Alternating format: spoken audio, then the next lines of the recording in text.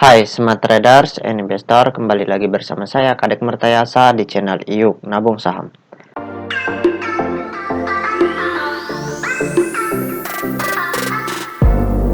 Nah, di episode kali ini kita akan membahas salah satu perusahaan yang direquest oleh Wahyu Dwi Prasetyo. Kode sahamnya SIDO, nama perusahaannya yaitu PT Industri Jamu dan Farmasi SIDO Muncul Tbk. Oke, untuk mempersingkat waktu, langsung saja kita cek datanya di aplikasi iPod. Jika Anda menyukai konten-konten kami mengundang Anda untuk mengklik tombol like dan subscribe agar Anda mendapatkan video terbaru kami setiap minggunya. Nah, selanjutnya di sini kita ganti kode sahamnya SIDO. Kemudian kita enter. Nah, berdasarkan grafiknya, selama setahun terakhir, harga saham SIDO Muncul ini pernah menyentuh ke harga tertinggi di harga Rp1.070 per lembar. Kemudian terendahnya di harga Rp730 per lembar. Nah, sekarang kita ingin lihat apa yang dilakukan oleh investor besarnya, dalam hal ini investor asing, di perusahaan SIDO Muncul ini dari tanggal 29 Juli sampai dengan perdagangan terakhir hari ini di tanggal 12 Agustus 2022. Nah, selama seminggu lebih ini kita ingin lihat investor asingnya ngapain. Apakah mereka di periode penurunan dalam ini mereka betul-betul jualan sangat besar, atau mereka tidak terlalu besar jualannya, melainkan hanya markdown sementara, seperti itu. Atau justru di fase sideways ini mereka sudah akumulasi kembali. Itu ingin kita ketahui seperti itu. Oke, sekarang kita cek data broker summary-nya. Kita klik kolom Broksum. Selanjutnya di sini kita ganti kode sahamnya SIDO. Kemudian tanggalnya kita ganti dari tanggal 29 bulan 7 atau Juli 2022 sampai dengan tanggal 12 Agustus 2022. Oke, kita show.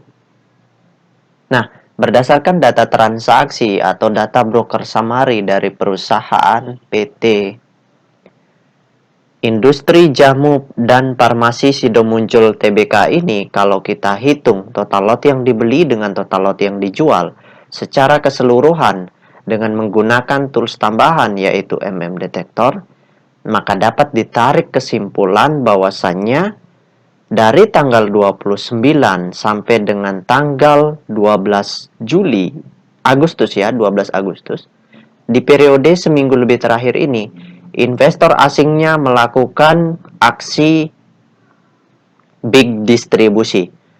Jadi mereka jualan begitu banyak. Nah, sekarang kita ingin lihat dari fase sideways-nya ini. Ini kan kita ambil dari tanggal 29. Nah, sekarang kita ambil dari tanggal 3 ya, 3 Agustus. Kita ganti kodenya. Oh, sorry. Kita ganti tanggalnya saja ya.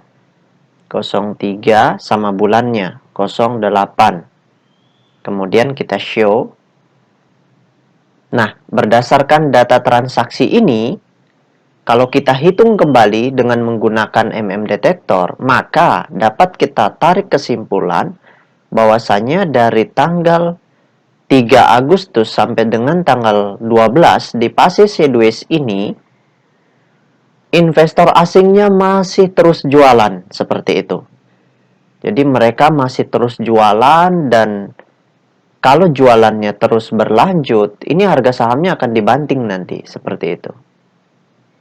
Karena di sini mereka belum akumulasi seperti itu. Ya, mudah-mudahan ke depannya di perdagangan selanjutnya investor asingnya kembali akumulasi atau kembali membeli perusahaan PT SIDO Muncul ini ya. Seperti itu, supaya harga sahamnya bisa naik kembali seperti itu. Nah, bagi rekan-rekan yang ingin mengetahui ya siapa-siapa yang transaksi di balik kode broker ini, ya, bisa bergabung di kelas kami, kelas pembelajaran yang akan kami adakan, yang bisa membantu rekan-rekan sebagai investor pemula untuk tahu siapa-siapa yang transaksi di balik kode broker ini, seperti itu. Nah, bisa ikut di kelas kami dengan cara bergabung dulu di grup channel Telegram kami, ya. Klik linknya ada di kolom deskripsi, kemudian nanti di channel Telegram, rekan-rekan bisa bertanya seputaran kelas yang akan kami laksanakan, seperti itu, untuk membantu rekan-rekan pemula, investor-investor pemula agar mengetahui siapa yang transaksi di balik kode broker ini, seperti itu. Misalkan CC. Di sini transaksinya 1,1 juta lot. Nah, dari 1,1 juta lot ini ada beberapa orang yang transaksi dan siapa-siapa saja namanya, seperti itu. Nah, itu bisa kita ketahui dengan beberapa data, seperti itu. Bisa kita deteksi atau coba kita usahakan kita cari tahu nama-namanya, seperti itu. Supaya selanjutnya ketika mereka-mereka yang transaksi di baik itu buyer maupun seller ini ternyata adalah investor-investor besarnya, maka kita bisa mengikuti mereka, seperti itu. Kalau misalkan mereka jualan, investor besarnya seperti investor asing yang kita tahu hari ini, mereka terus jualan, maka potensi harga sahamnya turun itu sangat berpeluang, seperti itu. Sangat berpeluang terjadi. Sangat peluangnya lebih besar terjadi penurunan dibanding kenaikan karena investor asingnya distribusi, seperti itu. Itu logika berdasarkan data, seperti itu, bukan berdasarkan analisa charting atau analisa candlestick. Karena kalau kita lihat candlestick, ya kita lihat hanya bisa polanya saja. Karena kadang-kadang ada saham yang naik, tetapi investor besarnya distribusi. Nah, kalau kita tidak tahu, kita berpikir bahwa itu akan naik terus. Setelah mereka kenyang jualan, harga sahamnya justru jatuh terbanding. Itu yang bisa menyebabkan kita nyangkut, seperti itu.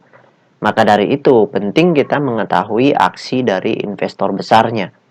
Supaya kita bisa ikut aksi mereka. Kalau mereka beli, kita beli. Kalau mereka jual, kita jual. Seperti itu. Oke, sekarang kita tutup data transaksinya.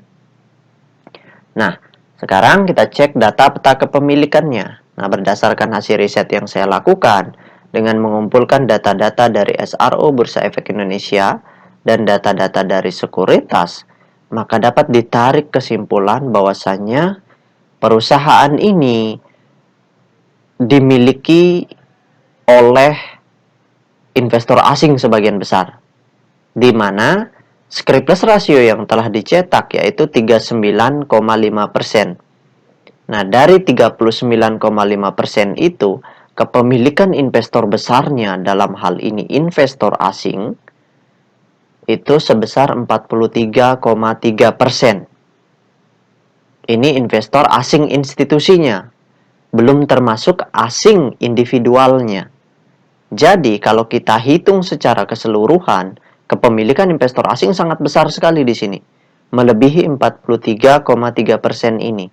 Sedangkan investor retail di perusahaan ini cuma memiliki 14,3%. Dan retail yang dimaksud di sini adalah investor individual. Jadi yang retail di sini ya, yang saya sebutkan sebesar 14,3% ini, bisa jadi juga termasuk investor individual asing, seperti itu. Jadi anggaplah ada orang Malaysia yang transaksi di perusahaan Sido Muncul ini, investornya adalah investor individual. Nah, dia termasuk investor retail.